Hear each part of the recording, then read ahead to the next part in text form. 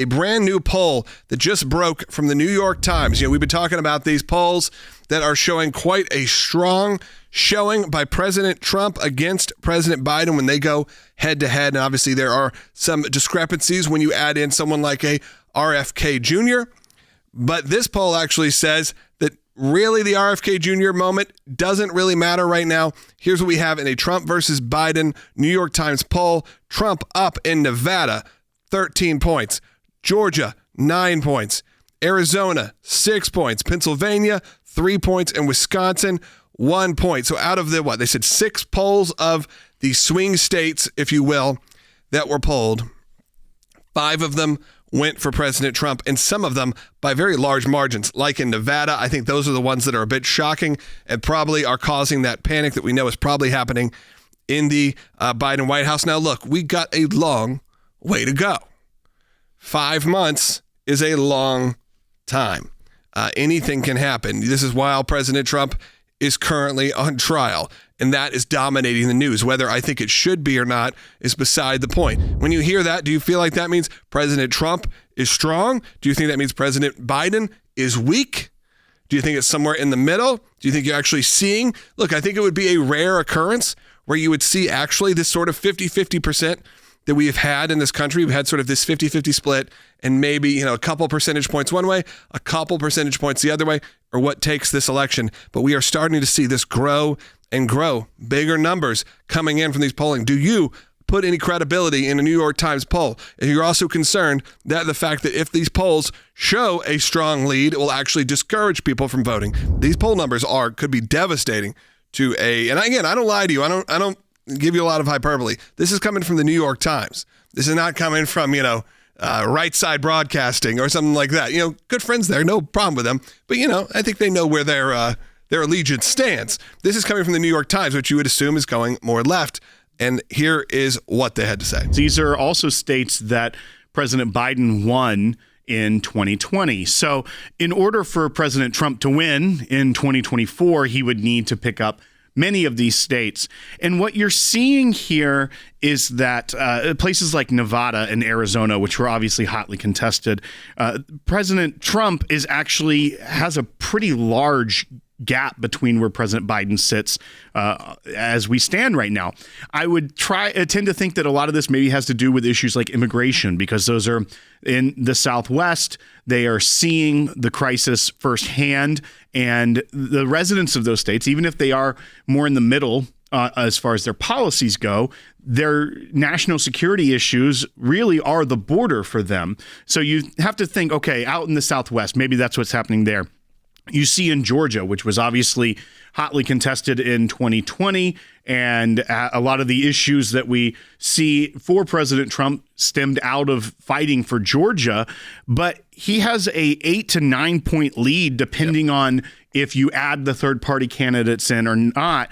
And even with the third-party candidates, it doesn't change the polling very much, because the largest person to get a chunk of votes when they added that candidate in was RFK Jr. There's also, we know, Cornel West and Jill Stein for the Green Party. They're not registering many, but there was a consistent almost 10% portion of these polls that went to RFK Jr., but the New York Times found that it was evenly split. Yeah. So basically 5 and 5 taken away from Biden and Trump. What's interesting, that has actually been the talking point of RFK, which is when they ask him, who do you think you are actually going to potentially spoil, if you will? Could you be spoiling the party for Trump or for Biden? He's like, well, actually, I think I'm equally taking away from both. What's interesting is that that's something that's nice to say, but you would think he would appeal to one side or the other.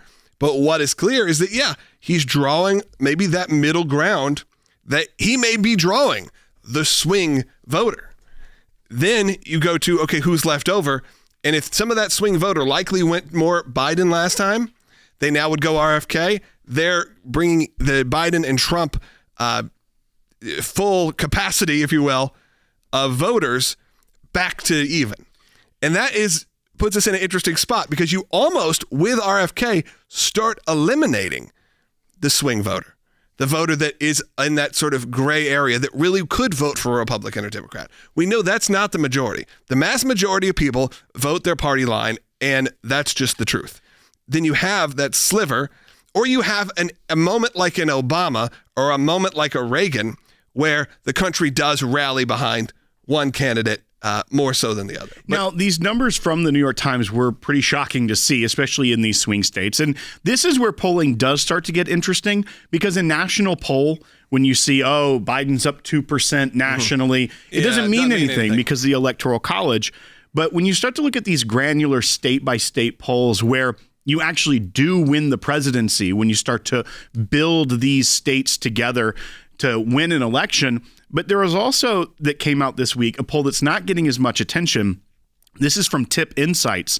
And they were doing a national poll, but it was different breakdowns, and the independent category is what makes this interesting when you look at the New York Times poll, because you tend to think Pennsylvania, the Midwest, those states do have a lot more people that would consider themselves independent of the party, and they vote how they want to vote. But when you look at this, independents favored Trump 35% to 30% in a head-to-head race, according to this poll. So he's winning the independent vote by 5% in head-to-head.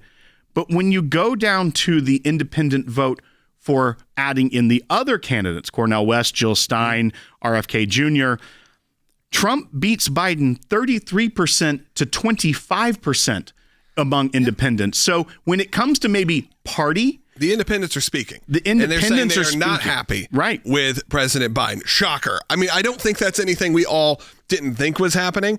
There are very few people. I know very few Democrats that are on the Biden train in the sense of they're going to go and campaign. Most of them are not happy with his performance. And these are sort of either they're far leftist, but most of my friends who are Democrats, I'd say, are pretty centrist Democrats who maybe got on board with Biden because they had no other choice and they didn't feel like they could vote for Trump. I feel like now you have given them these options, and you've given anyone who is independent thinking an option to decide to vote against what they know is happening in this world. Look, I think you can turn to celebrities even. You have Dwayne "The Rock" Johnson, who came out and he made a statement. He endorsed President Biden last go round, and this time said he made a mistake. Okay, when you have big celebrities saying, I'm making a mistake and I'm not going to do that again and I'm not happy where the country is, there is a ripple effect with that. You have Tulsi Gabbard, obviously on this broadcast. Her book, the subtitle of it is Leave the Democrat Party Behind. She was out there running against President Trump. She was someone who did embrace President Biden in the campaign and now regrets it and is living in a situation where her mind has been changed. We maybe are living in the biggest moment where minds can actually be changed, where votes can actually be swung, which is very fun in some ways, because that should be what it is in America.